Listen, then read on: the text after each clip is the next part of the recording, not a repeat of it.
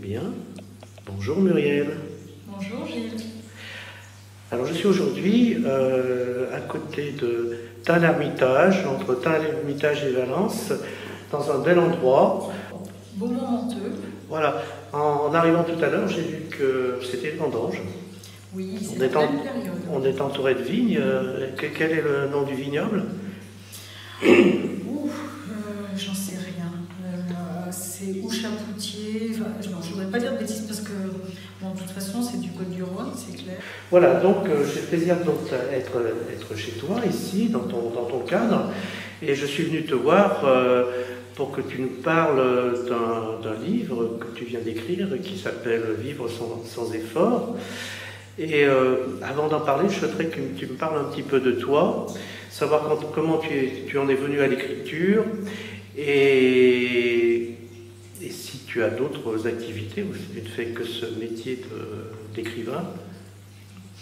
Alors, je commence par quand est-ce que j'ai commencé à écrire? Depuis mon plus jeune âge. J'ai écrit mon tout premier livre qui s'appelait Aimer quand j'avais 9 ans. Et puis j'ai continué à écrire plusieurs histoires jusqu'à ce que vraiment je me lance dans quelque chose de beaucoup plus long, c'est-à-dire avec ma saga, ma tétralogie, qui parlait donc de secrets de famille, etc.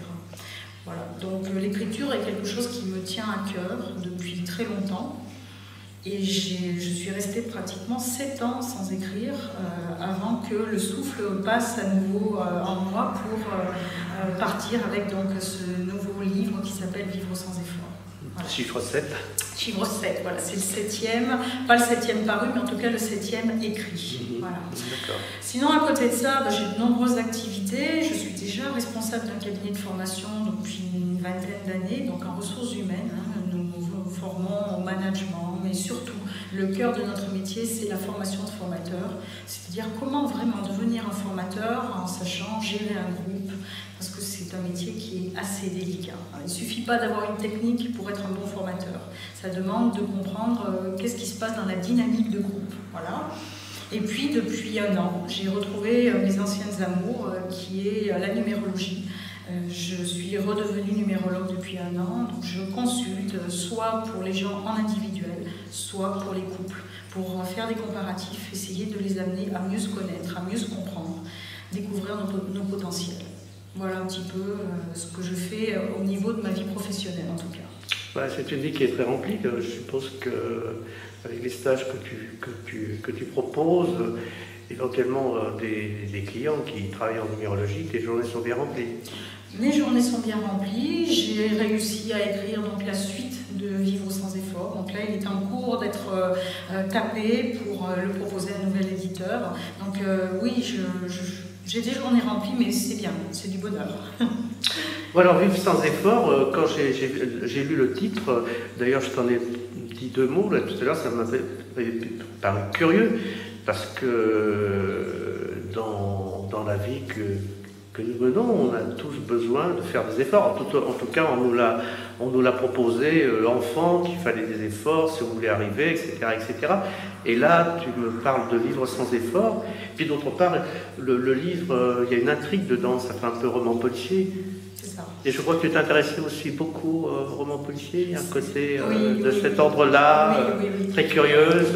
Oui, parce que ce que j'aime dans le roman policier, c'est l'investigation. C'est pas spécialement les crimes, c'est pas spécialement l'hémoglobine, mais c'est tout le travail de recherche autour d'une intrigue. Donc là, Vivre sans effort parle d'une disparition, la disparition d'une femme qui a à peu près une 60aine d'années, qui disparaît sur le bord d'une route un beau jour après avoir eu une consultation avec la voyante, la médium Lou Saint-Ange, qui est donc mon héroïne. Et effectivement, pour la première fois, à travers le tirage de ce jeu, Lou a perçu comme un danger, alors que jusqu'à présent, la cliente était plutôt sans histoire, voilà, sans trop de problèmes. Et quand elle est partie, pour la première fois de sa vie, elle s'est sentie un petit peu troublée par ce tirage. Voilà. Et quelques jours après, elle découvre que Chloé Bertoli a disparu et bien sûr, personne ne comprend qu'est-ce qui lui est arrivé. L'histoire va donc tourner autour de la vie de Chloé et surtout du travail en partenariat entre Sandro, le gendarme, qui donc est un gendarme de Tain-l'Ermitage, et Lou, qui est son amante. Et comme lui, par moment, il ne comprend pas trop ce qui se passe, va demander si elle perçoit des choses à travers sa médiumnité. Et effectivement, elle va aider l'enquête à avancer et elle va être amenée à découvrir un monde qu'elle ne connaissait pas, c'est-à-dire le monde de la religion, avec son côté quand même parfois, je dis bien parfois, sectaire. Et parfois un petit peu protecteur, surprotecteur. Donc voilà, ça c'est l'intrigue. Et qui effectivement a été pour moi un vrai bonheur d'écrire mon premier roman policier. Ensuite, par rapport à ta question sur vivre sans effort, c'est ce que je t'ai répondu tout à l'heure. En fin de compte, et quand je parle de vivre sans effort, c'est simplement apprendre à laisser le courant de la vie nous traverser et ne pas être systématiquement dans le fait de s'accrocher pour réaliser. Parce que très souvent, quand on fait une introspection sur sa vie, on s'aperçoit qu'on a passé beaucoup de temps et beaucoup d'énergie à obtenir des résultats. Et une fois que les résultats sont là, on se dit, mais en fin de compte, c'est pas ça que j'attendais, c'est pas ça que je voulais. Et je me suis fatiguée pour un résultat qui ne me correspond pas. Et dans ce titre, Vivre sans effort, c'est plutôt d'amener les gens à se dire, la vie propose naturellement des expériences. Qu'est-ce que je fais avec ces expériences? Est-ce que j'arrive finalement à les accepter de telle manière à mieux me connaître et aller dans le sens de ma vie, qui ressemble un peu au cours d'une rivière. Et on n'a jamais vu une rivière remonter le courant. Non, par ma connaissance. Je pourrais presque dire que c'est le... ça serait... J'allais dire que c'est presque le titre caché. En fait, c'est plutôt une initiation par le biais du texte. Il y a effectivement une intrigue qui doit être passionnante. Je dois avouer que je n'ai pas eu le temps, je n'étais pas sur place, je n'ai pas pu voir le livre. Hein. Mais il y a une intrigue qui est un peu policière. Oui. Et en définitive, derrière l'histoire que tu nous contes, il y a cette forme d'initiation au fil des mots qui nous amènera à ce titre, Vivre sans effort. C'est ça. Voilà. À travers, je dirais, la compréhension de la vie de Chloé, on comprend quel a été son cheminement, hein, puisque cette femme a vécu toute sa vie dans le monde de la religion, et à un moment donné, elle a eu vraiment une métanoïa, hein, une transformation, j'ose pas dire illumination, mais on n'en serait pas loin.